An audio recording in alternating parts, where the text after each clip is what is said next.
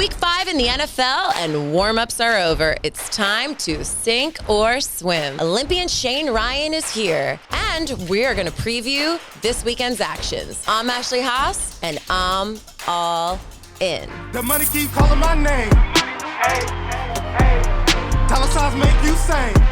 Hey. Please welcome 3-time Irish Olympian, 2-time world medalist, and 2-time European medalist, Shane Ryan. Shane, thank you for joining us. Yeah, thank you very much for having me. Appreciate it. Tell me, you were in the 2016 Rio Olympics, the 2020 Tokyo Olympics, and the 2024 Paris Olympics. You were doing the backstroke as your main event, but take me back to the moment when you first walked into the Olympic arena. What is that moment like? Because I have no Olympic skill, so. Yeah, no, I mean, it was a great honor to be representing Ireland in the Olympic Games, not only just one, but 3. So it was an unreal experience. And each Olympics is always different, with the different people, different culture and all that stuff. But I remember the first time walking into the Olympic Village, just seeing the shapes and sizes of all the different athletes in the world is absolutely insane. You have like a gymnast who's like 4'11", but then you have like, basketball players from France that are like, 7'2", and you're just like, what is going on here? Like, I'm 6'6", I'm a tall guy, but like I felt short. You're big. But only the experience there, and just also like the buzz around the place is unbelievable. But I remember, each facility that we walk into, when we walk into the pool, it's like it's all dark, and everything like that. And then you walk out and it's just like, and it's like you just get the chills. I'm getting the chills now, even just thinking about it, because I just remember the atmosphere and the feeling that that you get, and it was just like unbelievable, just seeing each and every single one. So Rio was unbelievable. I was young, How old were you? I was 21, actually. Your first time in the I Olympics? Think so, yeah. So it was like 21. You think so? Yeah. Well, come on, you should I've know. I've been in the swimming world now a long time. I've been to 3. And it's fantastic that I was able to do that. And I was Olympic semifinalist too. So I was like the first really big swimming, because I went to Penn State University, swam for Team USA and at an international stage. So I've been to some big meets, but the Olympics was just like, went from, Big Tens, NCAAs, and then the Olympics. And I was just like, wow, this is a huge difference, but also the quality in talent, but also the quantity in the talent as well, which is really crazy. And I was able to, fight up there with them. And it was so cool. I remember, I always get a little choked up about, every time I want to go onto the deck and at the semifinal, just seeing my friends and family up there. And somehow my mom got a bunch of Brazilians around them. When I walked out, I was like, that's a lot louder than I expected. And it's just a bunch of people out there cheering for me. So it was a lot of fun, but at the same time, it was a great honor to be doing it. And I've done it for 3 times. And it's an absolute amazing ride. I can't even imagine what it's like in that feeling, and to have the overwhelming power of the arena and the cheers and everything. I mean, especially if you were 21, like you said. But you mentioned that you swam in Penn State. So you're from Pennsylvania. From Philadelphia, born and raised. Okay. We'll get back to that later with the Eagles.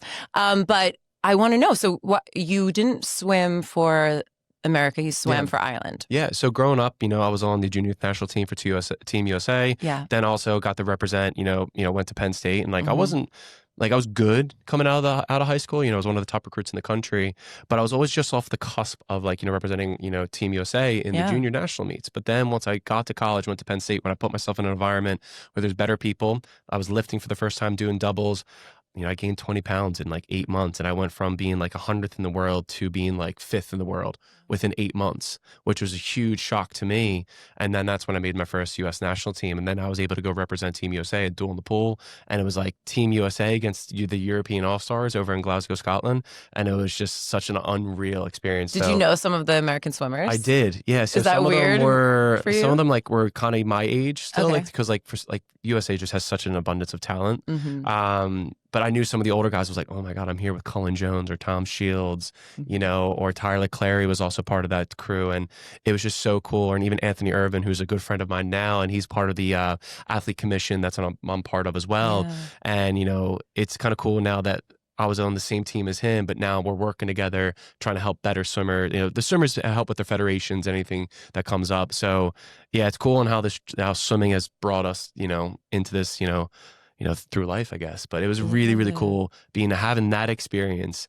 But then, with my dad's from Ireland. So I always had my dual citizenship. Yeah. So I was like, my mom always had it. Like, when I was born, I always had it. Is your mom also Irish? Mom is somewhat Irish. So she was born and raised in Philadelphia. She's 1 out of 8, big Irish family, but then my dad's 1 out of 10. So he's the only one over here. So big family over in Ireland, which then that helped me in the process of moving over to Ireland. So I had that family connection. Now they were about an hour away from Dublin, but I lived for the weekends to go down, and some of my best, favorite nights are out with them, were just having dinners, having the chats with my family, and there was a lot of more cousins as well, which is kind of crazy, the cousins over there.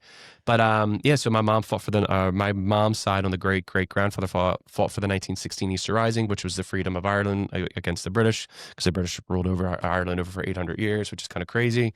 So she always thought, hey, there's an option here. So when 2014 came around, she was like, let's have a little conversation about that. And I made the decision within 2 weeks, got my Penn State sorted. They were great.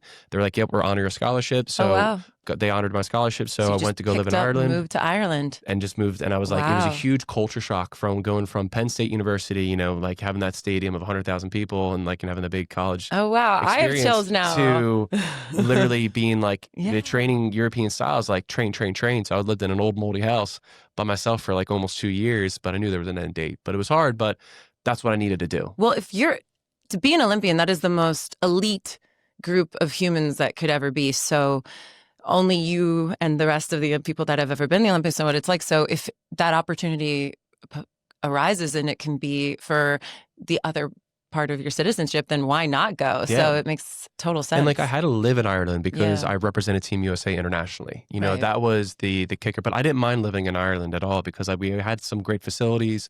And even now, I'm one of the older guys, in the swimming world, but also on the Irish team as well, just on all the sports. We had a compound there where they were cutting power to my house because I lived on that compound, building everything. But now we have such state-of-the-art technology, state-of-the-art stadiums and fields and pitches and all these things now where I'm like, I remember I lived here, and that's kind of like my little brag. I was like, I was here before all this.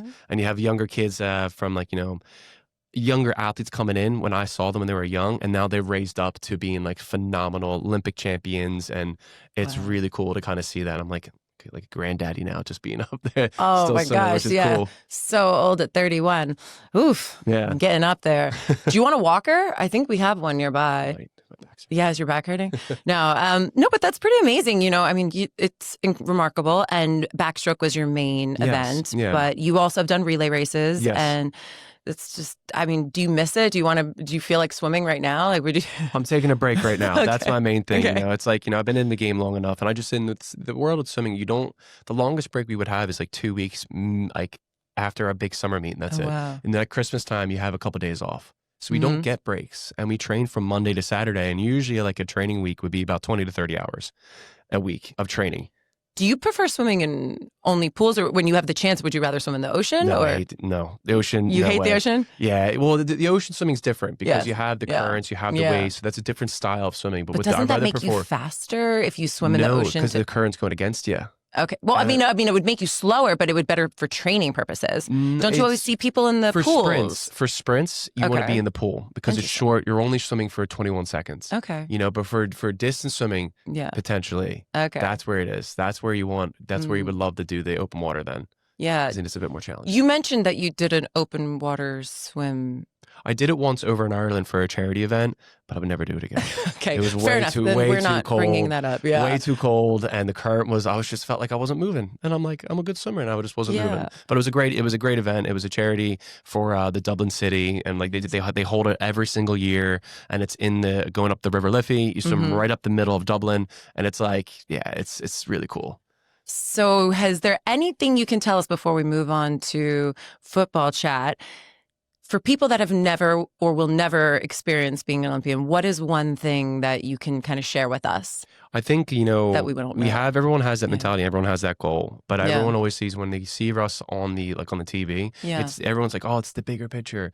With us Olympians, it's all about nailing the little details. And once we nail that little detail, you move on to something else. And it's the resiliency that I think that a lot of us, we do have, and understanding, and it's the sacrifice, it's the knowing what you want, and I think is really important, but it's like the snowball effect. You have a little snowball here, you push it down the hill, and it gradually gets bigger and bigger and bigger and bigger. But yes, there's going to be some bumps in the way, and you have to expect that. Mm-hmm. But I just think about just staying calm, taking a step back when something does bad happen, realize what's going on, and just trying to be better every single day. And I think that's really important. I know it's so generic, but focusing on the little things so you can achieve the greater thing. Okay, I'm going to try to be a 70-year-old Olympian. Do it. Okay. Well, since that probably won't happen, maybe we should just stick to things I'm good at, which is talking football. So you did go to Penn State. Yes. You've managed to maybe go to a couple of whiteouts, even though you were swim training a lot. Oh, yeah. Okay. I also went to one whiteout once, and it was a pretty intense moment of cheering and the loud. Nobody understands how loud it can really be. It's absolutely absurd. And like, I've been lucky to go around, lived in Ireland. Ireland's very good with the rugby. We have our own, Gaelic football in hurling. Like we have Crow Park. That's where, the Steelers and I think the Vikings just played there. And it's just like, we have that, but Penn State's a whole nother ball game. And like, I've been, in the stands, the student section, but also I've got to work with the Penn State athletic department. So I ended up being on the field for one of the whiteouts, watching Saquon Barkley play.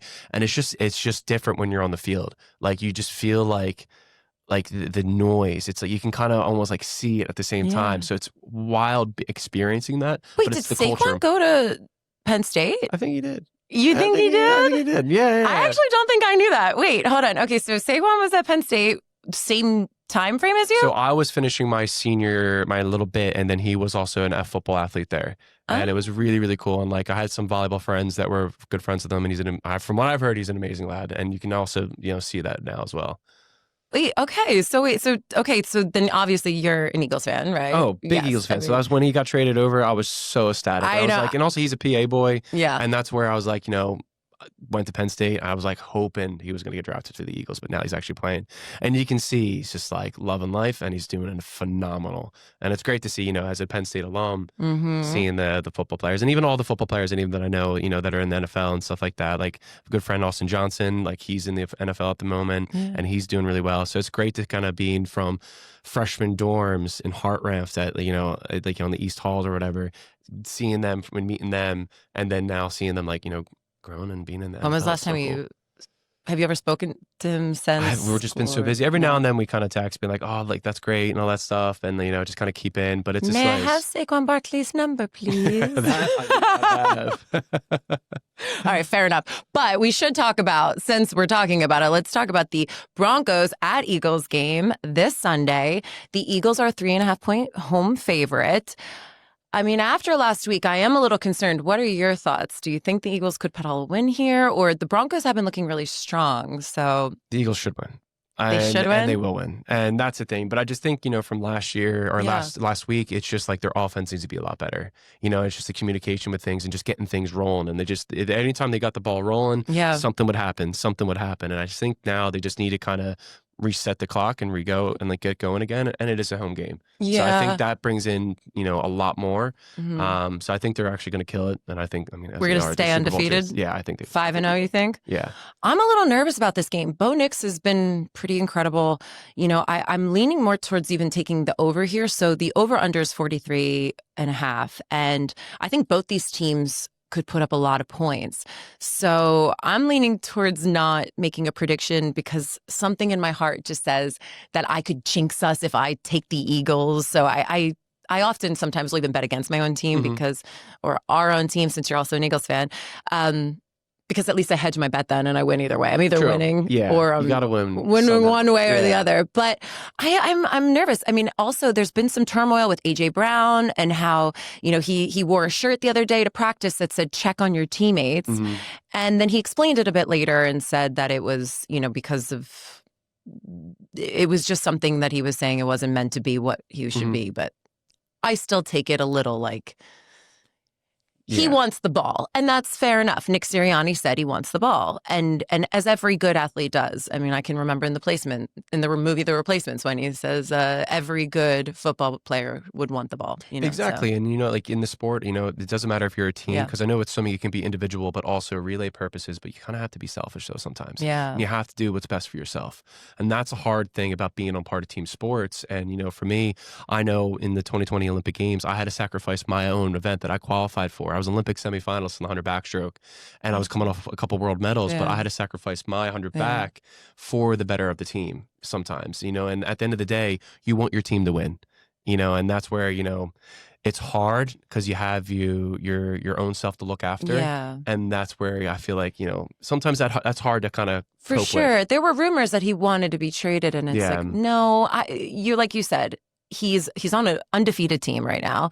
I mean, maybe he's not getting the ball as often as he likes, but he's a team player after all. So I agree with you, and I think that's. Do you think the Eagles are going to win though?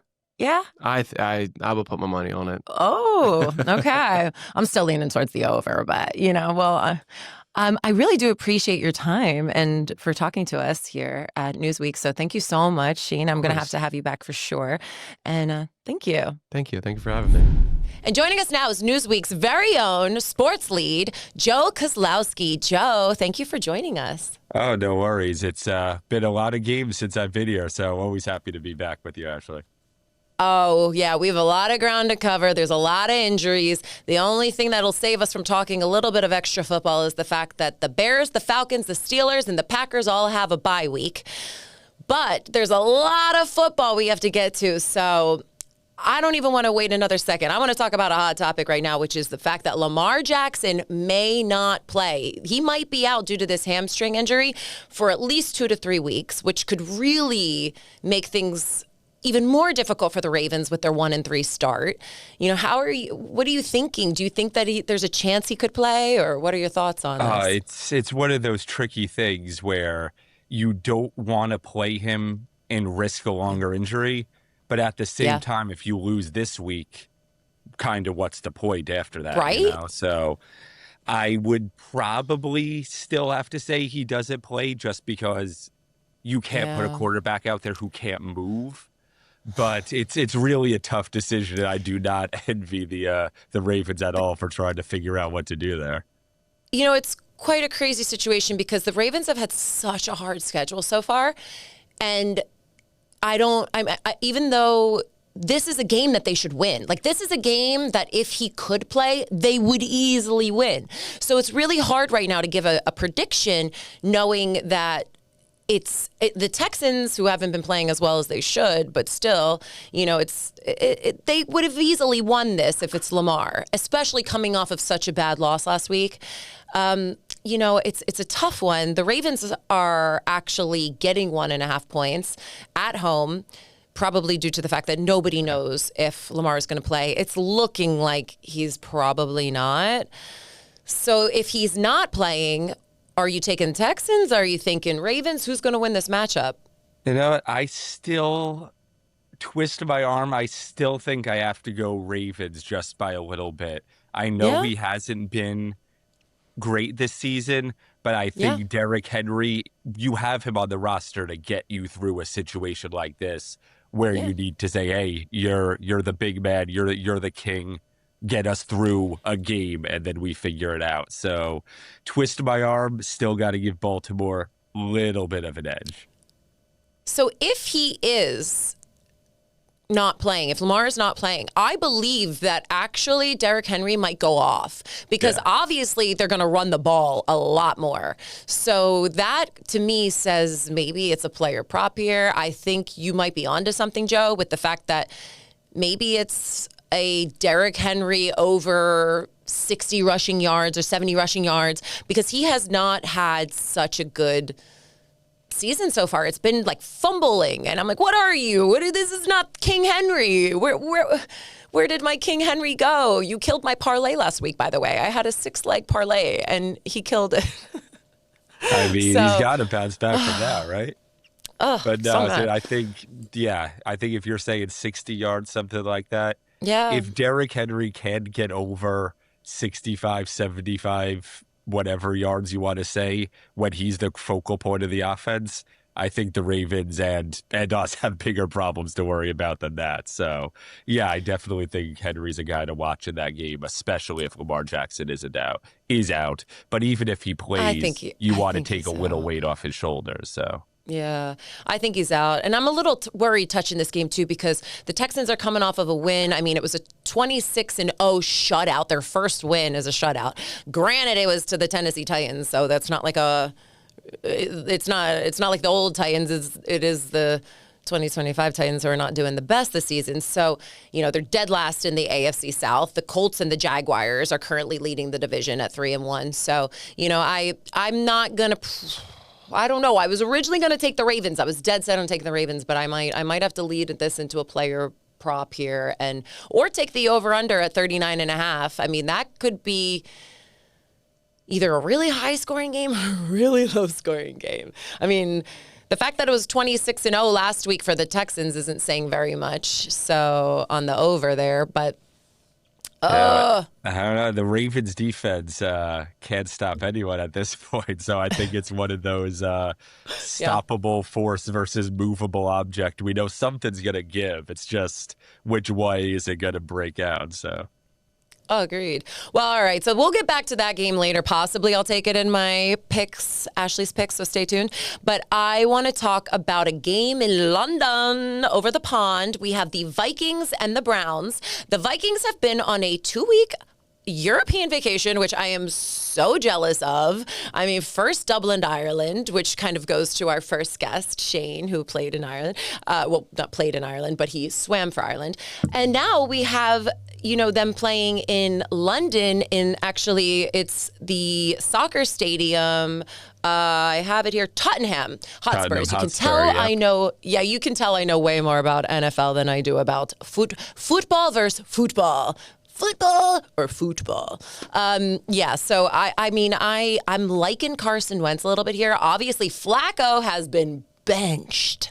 So after his 1-3 start, the rookie Dylan Gabriel is going to be throwing the ball for the Vikings. His first time is in a different stadium. It's kind of a hard one, right? Like your first out of college and now you're playing in London. It's a little bit of a hard one, but do you think they could win? Yeah, I think it's one of those things where you always see when a new quarterback comes in, it could either be a complete disaster or it could sort of be one of those rally around the young guy, pick him up, we're going to keep 50, him safe, 50. We're not going to throw him completely to the wolves situation.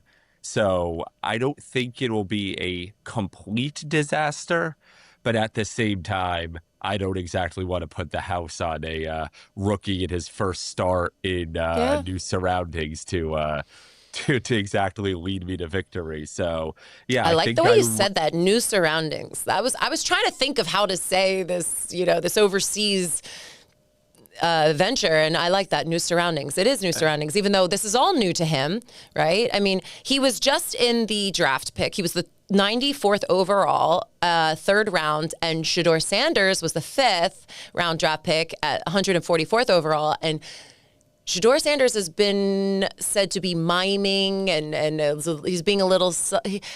I don't know. They're saying maybe he was being upset. Maybe he wasn't. I mean, for him to not speak his mind was actually quite a win, I would say, for the Sanders family. I'll take that as a win. Miming is better than speaking on that part because he was drafted later. He is the third string. He was not expected to start, yet of course, the media wanted to ask him his thoughts on it, and it wasn't the best.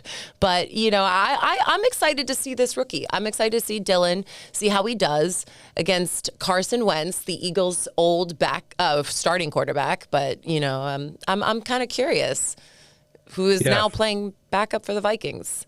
For sure. I think that's one of those games that if you told us at the start of the year this was going to be the quarterback matchup, I think we might have flexed out of this one. But now we're in week 5. We've got 2 unexpected starters. And I think, like you and I were saying last time we were together, that's sort of the joy of all of this is we get to say, oh, hey, I didn't think this was going to happen. This is a weird matchup. Let's see how it plays out, which guy is going to step up, who's going to be the one who even if not the long-term starter, could say, hey, I can win us a few games. I'll keep us in the conversation here. And yeah, I think that's what's so fun to watch, is just to get those unexpected storylines and see who will step up on any given Sunday, as the NFL likes to tell us. 1,000%. I love it. There is a part of me that wished that J.J. McCarthy could have gone up against Dylan, because it's the younger rookie stars, going against each other, but versus a veteran quarterback like Carson, that's kind of a hard feat to go against, but I think he'll do okay. I do. The point spread is 3.5 points favoring the Vikings. I think I do like the Vikings a bit here. I think they could win by a touchdown. I do see it. I mean, they're strong defense, although it hasn't been so strong recently, but they are a strong defense. And I think that with a veteran quarterback, I will take that win over, a rookie you're unsure of, even though I think he could do very well for the Browns. I do. Yeah, for sure. And I think especially if Myles Garrett ankle's feeling a little tender, even if he's just half a step slow, that gives you that extra beat in the pocket. Yeah, I think, again, like we were saying with Henry, if you can't trust your backup quarterback and Wentz to come in, win you a game against a 1-3 team with a rookie quarterback, maybe you should have a better backup quarterback. So, yeah, I think that Minnesota, there is a reason the Eagles let him go. I mean, but no, I think the Vikings can probably manage their way through this one. Like you said, 7-point win, 10-point win, something like that, I think is probably okay. So you're leaning towards the Vikings here too, right? Yes. We're leaning towards the Vikings. I'm leaning towards putting that into my my pick of the week. I am. And another one that I'm leaning towards is the Raiders at Colts. Now, I'm liking the Colts. Daniel Jones, he needs to bounce back after their first loss, but he has been doing incredible. And I think the Colts being home, they're angry. It's a 6.5 point spread. I think, again, they can cover it by a touchdown. I mean, the Raiders, I have to say, I love Pete Carroll. He's just so adorable. Yeah. Like, I just love him. But, and what he's done to the team has been pretty great. But I'm leaning towards the Colts here. What are you thinking? Yeah, I mean, I'm not supposed to like anything related to the Raiders, but Pete Carroll's just one of those football lifers you can't help but like. Right?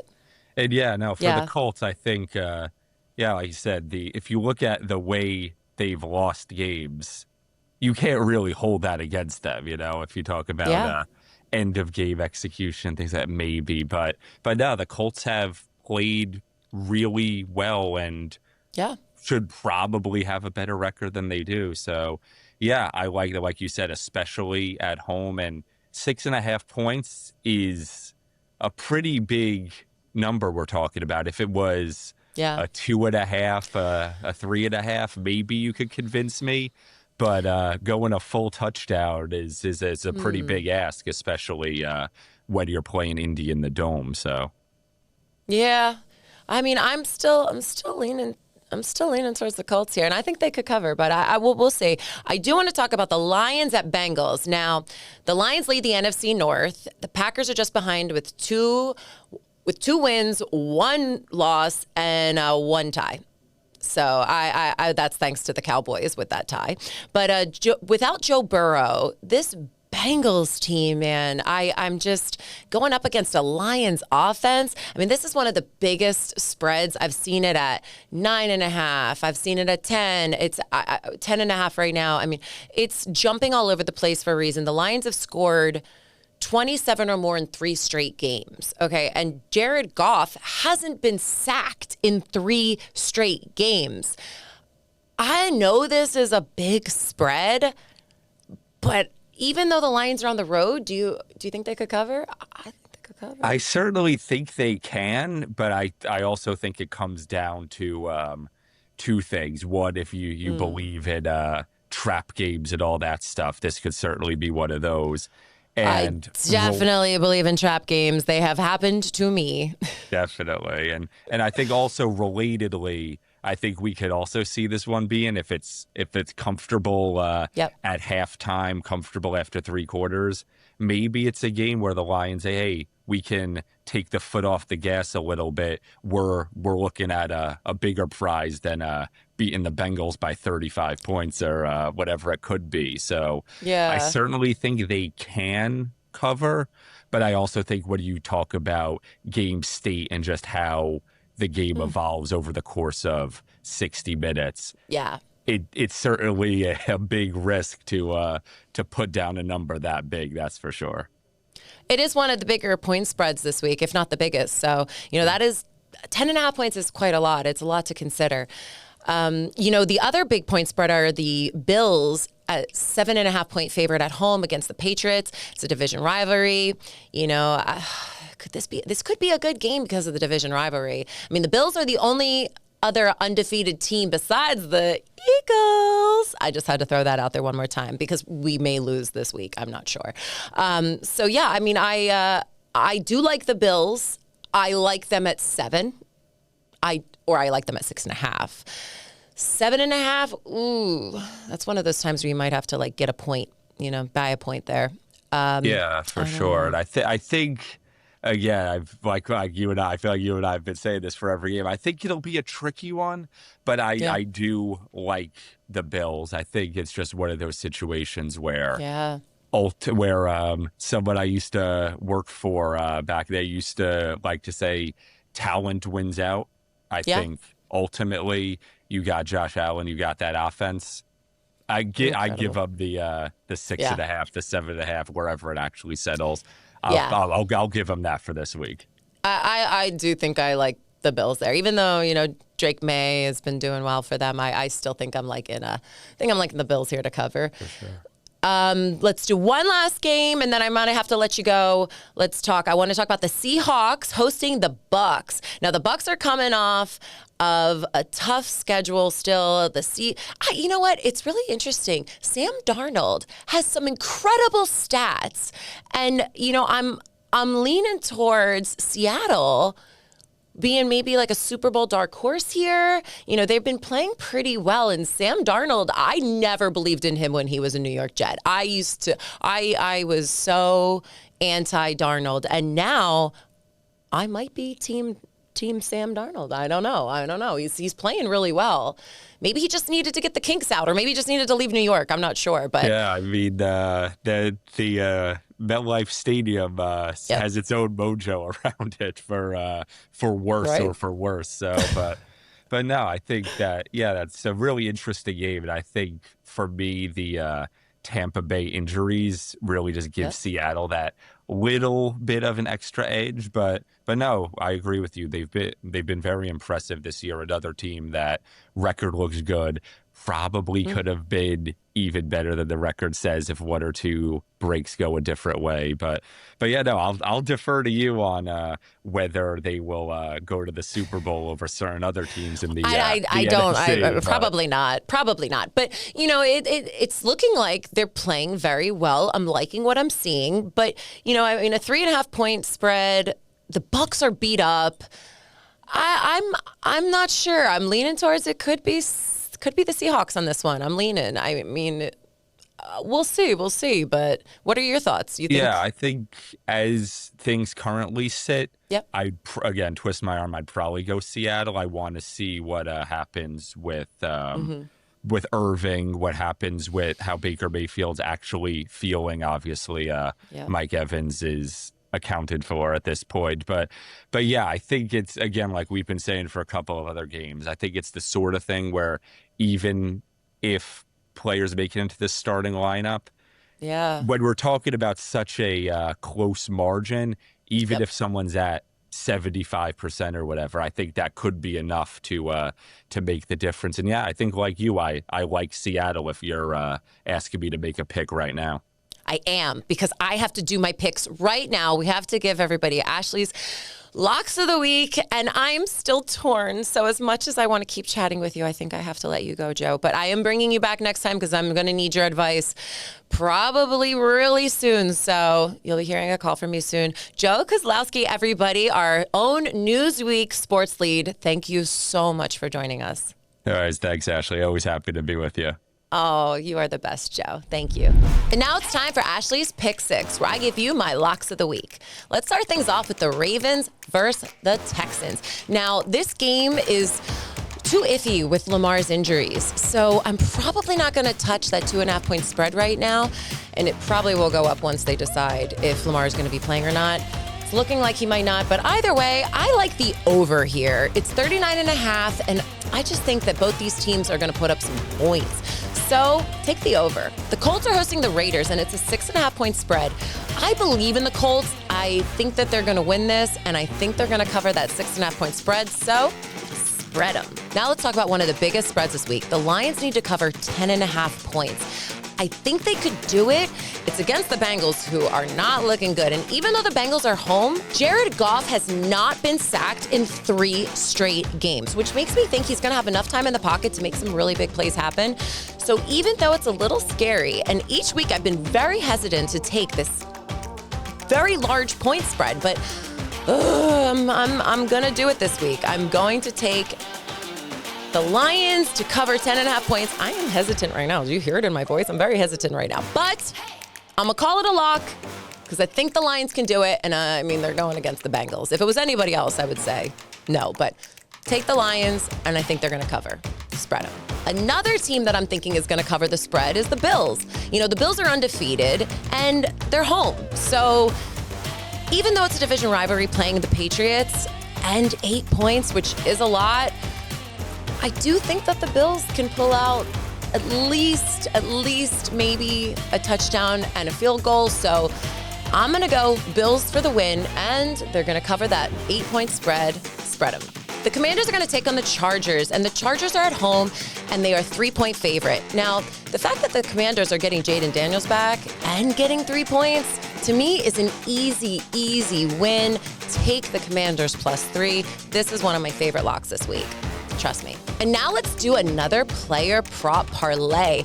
That's what we hit on last week, and I have to ride with my boo again. And you know who I'm talking about. Scataboo! Oh, he has just been so fun to watch on the Giants. I am loving it. I think he's going to do over 60 rushing yards. I'm also going to take Derrick Henry for over 70 rushing yards. And if you combine those two together, it's +132. The odds are in your favor. Trust me, take it. And that is Ashley's Pick Six of the week. Follow us, like us, subscribe, and I will see you next week because I'm Ashley Haas and I'm all in. The money keep calling my name. Dollar signs make you sing.